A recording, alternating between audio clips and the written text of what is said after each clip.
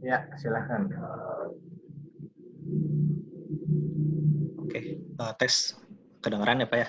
Jelas, jelas. Oke, Bismillahirrahmanirrahim. Assalamualaikum warahmatullahi wabarakatuh. Waalaikumsalam.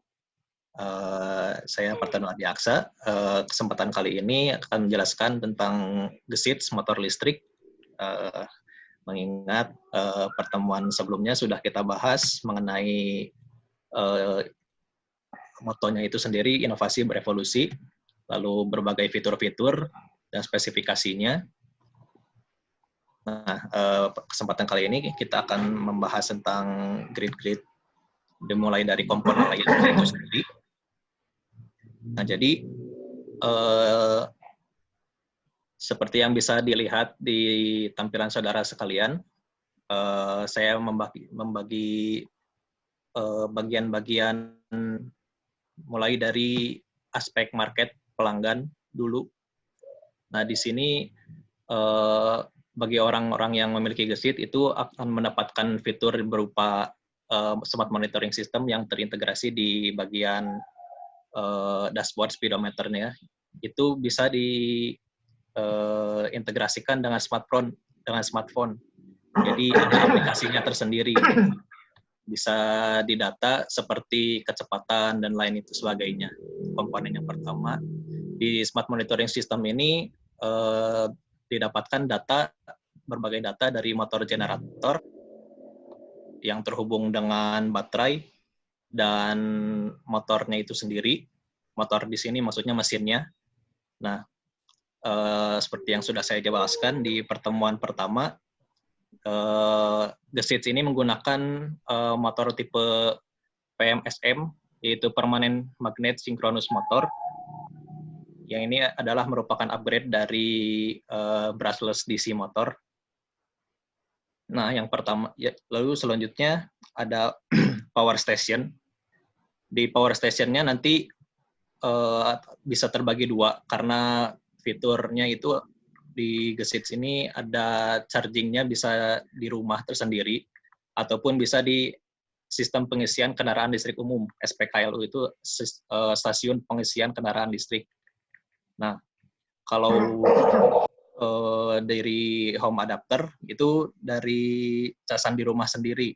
Jadi kita ketika membeli gesit itu kita akan mendapatkan adapter colokan AC gitu, terhubungkan dengan converter, lalu masuk ke baterai management system BMS. Nah, kalau SPKLU-nya langsung gitu. Nanti terhubung dengan baterai lithium ion, disimpan di bagian ini karena menurut berita yang saya dapatkan, baterai gesit ini kan bisa dicabut, bisa dipakai single baterai atau dual baterai. Nah, fitur lain yaitu nantinya akan seperti swap baterai. Jadi baterai yang kosong bisa kita tukarkan di sistem pengisian kendaraan listrik atau misalkan di Indomart atau di tempat-tempat komersil lainnya. Itu baru wacananya saja sih, karena yang saya tahu sampai sekarang belum ada implementasinya untuk swap baterai. Tapi untuk sementara seperti itu mungkin penjelasannya. Nah, baterai ini terhubung dengan motor generator, di mana motor generatornya ini di gesits memiliki 3 varian berkendara, yaitu Eco, Urban, dan Sport. Berurut dari kecepatan terendah sampai tertinggi, Eco, sampai ke Urban, sampai ke Sport. Nah, dari referensi yang saya baca, ini akan mempengaruhi penggunaan baterai dan juga kinerja dari motor itu sendiri. Nah, berikut ini adalah bagian-bagian mengenai daya yang bisa saya dapatkan. Kemarin kalau tidak salah ada yang bertanya ya, itu adapternya itu berapa voltasenya. Nah, itu informasinya sekitar 200 sampai 240 volt dalam frekuensi 50 Hz. Untuk dicolokkan DC-nya sendiri 83 volt 5 ampere. Maaf. Oh, ini otomatis. Untuk di SPKLU itu sendiri, kenapa ini ya? Langsung barengan gitu, Pak. Nah, untuk yang di SPKLU ini sendiri 200 sampai 240 volt. Ya. Lalu di PMSM-nya itu sendiri spesifikasi dari si gesitsnya ini dengan motor 2 kW rated-nya dengan peak-nya 5 kW, maksimum torsinya 30 Newton meter di putaran 2125 RPM dari 0 sampai 2125. Nah, itu mungkin di bagian komponen layarnya. Baterainya itu dengan ukuran 5 kWh. Oke, masuk ke bisnis layarnya. Yang bisa saya simpulkan dari hasil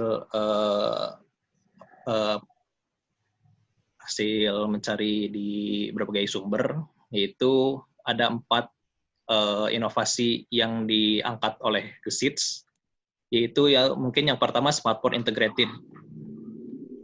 Aplikasi Gesits ini bisa kita download, bisa meskipun kita nggak punya motor Gesitsnya juga, kita bisa download di Play Store. Ya, lumayan lah bisa punya aplikasi Gesit walaupun Gesitnya nggak punya.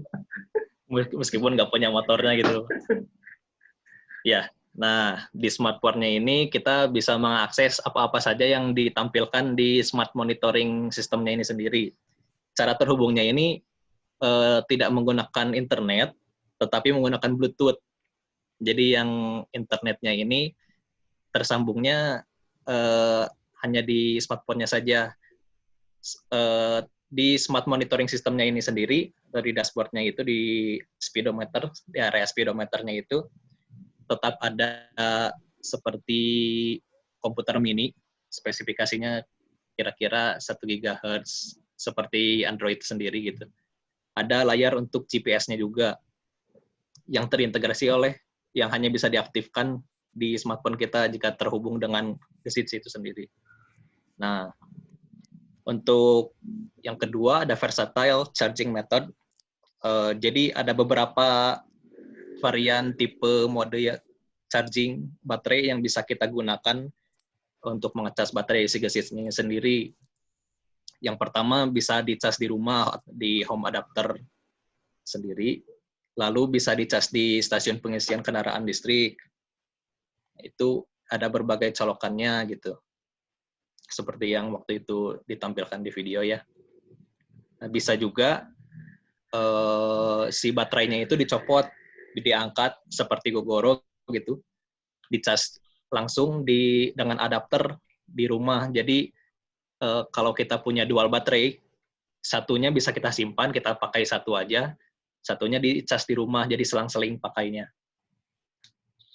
Nah itu. Lalu yang terakhir, yang ketiga, multiple driving mode. Ada 3 tipe berkendara yang diberikan oleh Gesits. Ada Eco, Urban, dan Sport. Ini sih yang di highlight-nya. Tapi kita kan jarang ya dengar ada motor yang bisa mundur ketika digas gitu. Ya sebenarnya mungkin ya, ada 4 harusnya. Tapi ya, daripada saya bikin asumsi tersendiri gitu ya udah 3 aja. Eco, Urban, Sport dulu. Nah, jadi di Gesits ini ada tipe reverse. Ada tombol reverse-nya, jadi ketika digas dia bisa mundur gitu motornya. Jadi kalau mau parkir rada jauh nggak usah pakai kaki gitu kan, capek ya. Jadi rada rapih lah parkirnya. Nah seperti itu. Nah, yang terakhir renewable batteries-nya sudah standar ya. Oke. Sekarang masuk ke layar function. Yang pertama, yang bagian smart monitoring system dan smartphone ini saya masukkan ke bagian driving interface-nya. Ini yang bisa kita lihat ketika mengendarai, bisa kita lihat status si motornya ini seperti apa, suhu, lalu kecepatan atau putaran mesin, atau maps dari Google gitu bisa kita akses gitu. Nah lalu di plugin and the source-nya ini meliputi bagian-bagian ini, spek KLU, lalu home adapter. Nah, kontrol sistemnya itu sendiri dari BMS sampai ke tipe-tipe berkendaranya.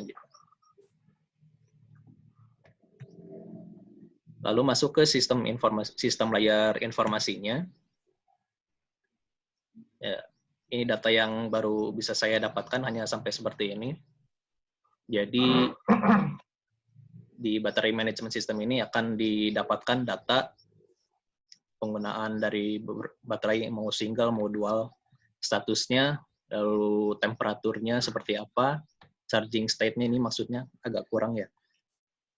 Nanti akan dilaporkan ke smart monitoring system, bisa juga langsung dilaporkan ke smartphone kita gitu. Kalau misalkan ya teman kita pinjam motor gesit kita bisa mantau gitu kan. Dia pakai berapa kilo gitu kan. Jangan-jangan bohong gitu. Nah, ya mungkin fitur itunya menariknya seperti itu. Nah, dari motor generator juga bisa dilaporkan engine parameternya tentang velocity dan RPM putaran mesinnya. Nanti semuanya terintegrasi di smart monitoring system. Bisa kita lihat di smartphone juga laporannya secara berkala, per hari, per minggu, atau per bulan. Oke, lalu di communication layer-nya itu sendiri. Nah, warna-warnanya bisa dilihat. Yang biru itu adalah jalur elektrik. Yang hijau ini cuma satu di sini. Secara nirkabel melalui Bluetooth, ada Bluetooth atau internet gitu. Lalu yang mekanikalnya ini di motor PMSM sampai ke rodanya. Nah, di control network-nya itu sendiri, yang warna kuning ini,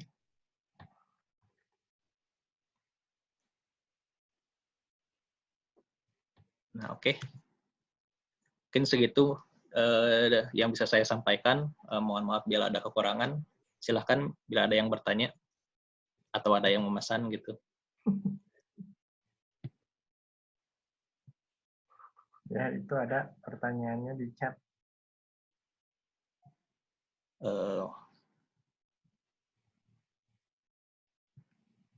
Oke. Yang pertama dari Pak Irsyad, Eco atau Urban Sport, apakah merupakan lapisan fungsional atau lapisan komponen hardware? Kalau yang saya pahami sih sampai sekarang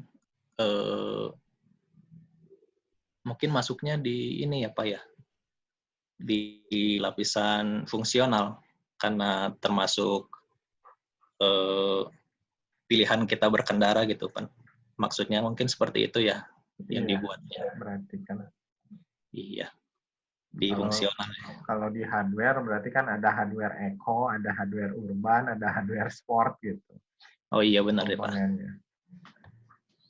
Kalau itu kan pilihan fungsional dari apa tadi mode berkendaranya Pak. Ah iya, jadi kan lapisan bisnis dia mode kendaraan apa? Tadi teh terminologinya di slide lapisan bisnis coba.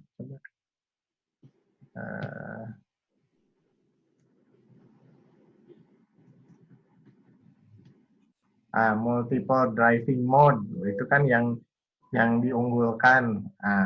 Berarti turunan dari lapisan bisnis itu ada berapa fungsional. Fungsionalnya ada eco, ada urban, ada sport. Gitu. Tapi sebetulnya hardware-nya kan cuma generator motor sama PMSM itu kan motor hardware-nya itu. Gitu. Iya Pak. Ya silakan lanjut.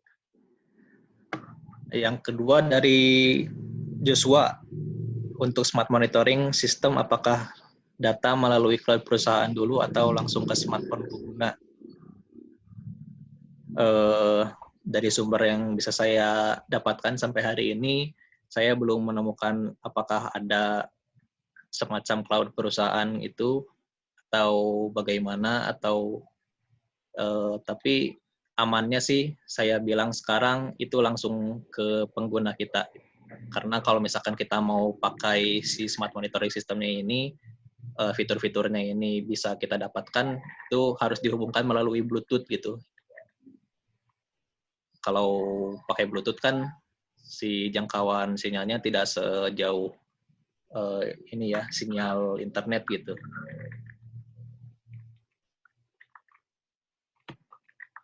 Mungkin begitu ya.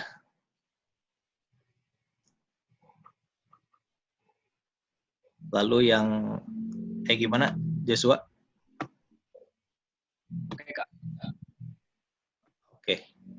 Yang ketiga dari Genta, dari Smart Monitoring System, kan itu menggunakan Bluetooth, berarti data mengenai GES itu hanya diketahui kalau dekat GES-nya. Tidak bisa dari jauh diketahui statusnya. Ya, bisa jadi seperti itu.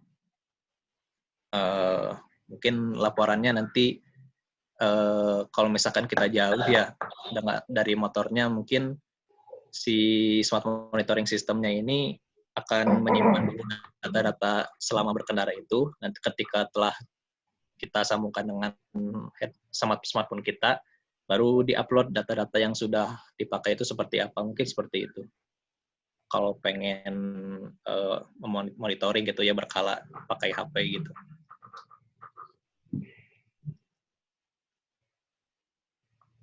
Begitu. Oke, oke.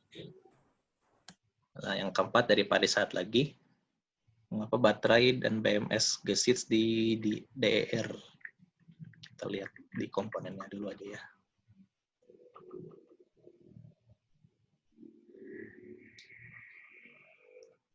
Nah, jadi menurut sumber yang saya terima, Pak, yang sudah saya cari-cari, si baterai ini sendiri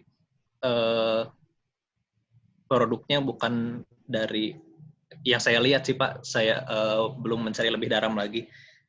Si produk baterainya ini kan dari WK Industries ya Pak, sedangkan gesitsnya ini sendiri dari Garansindo dan ITS gitu perusahaannya.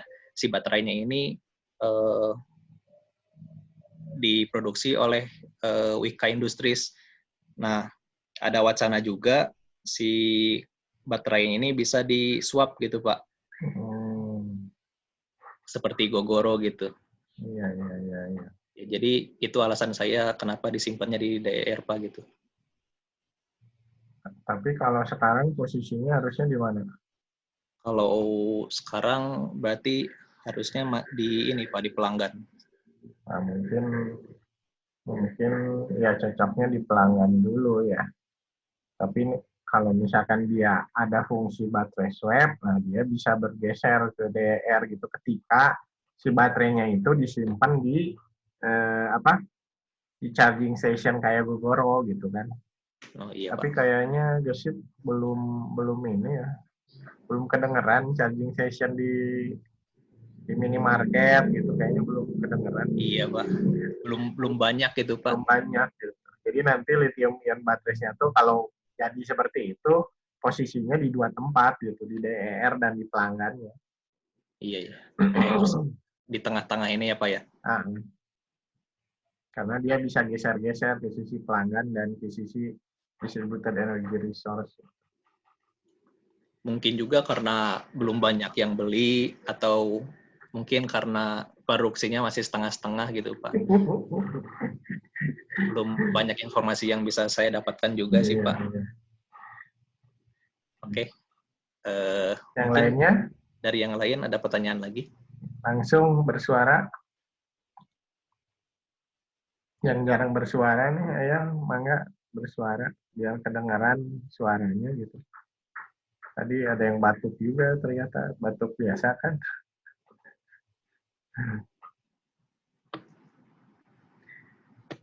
Gimana? Tadi ada lain? langgam nih. Ada langgam tadi. Iya tuh ada.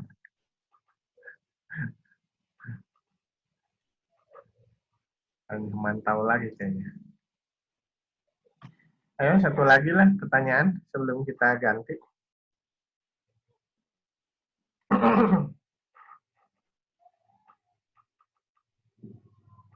Ini aja disebut. Ini udah mic-nya nyala nih, Kori nih. Mau nanya kali.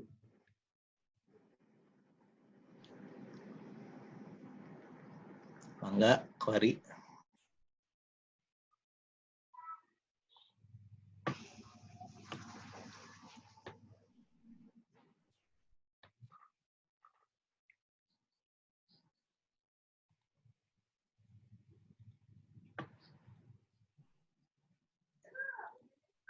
Silahkan.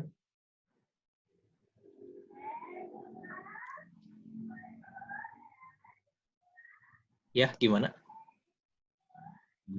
Ada suaranya nih. Oh, kirain ada yang nanya.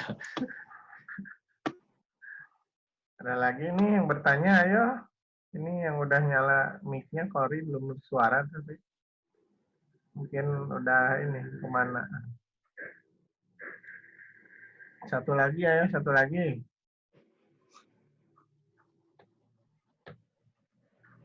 Dari bawah, siapa? Wayan, Langgam tuh.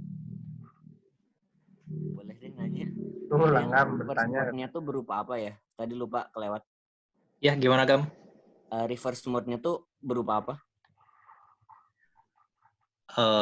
Maksudnya berupa kayak tampilan atau gimananya? Atau gimana? Bukan, maksudnya realnya apakah memang hanya berupa roda-roda transmisi roda ya gitu, jadi semacam Oh, iya. di mobil biasa gitu, ataukah ada mekanisme tertentu untuk ngebalik arus ke si motornya yang saya nggak ngerti gitu, gimana tuh? Oh, iya, benar ya. Jadi, nah di sebelah apa ya disebutnya bukan pedal, tuas gas ya. Di tempat kita starter itu ntar ada tombol reverse gitu, kayak R gitu. Tinggal kita pencet, nanti akan membalik si kutub, kalau tidak salah ya, membalik si kutub motor PMSM-nya itu, permanen magnet sinkronus itu. Nah, sehingga si dinamonya bisa berputar kebalikannya gitu. Jadi memang secara elektrikal ya, bukan mekanikal. Mekanikalnya nanti diarahkan ke si rodanya.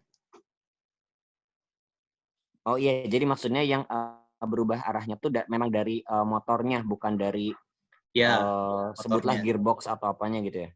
Ya. Jadi nanti kita bisa tarik si tuas gasnya, si motornya bakal ngebantu kita buat mundur, ada tenaga gitu. Oke, nanti saya baca lagi deh. Terima kasih. Ya, jadi arusnya kan berarti itu yang dibalik gitu. Bukan gearbox-nya dibalik.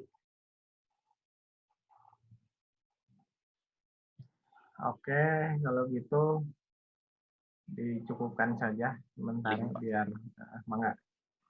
Oke, terima kasih atas perhatiannya, masukan dan pertanyaannya. Mohon maaf bila masih ada kesalahan. Wassalamualaikum warahmatullahi wabarakatuh. Waalaikumsalam.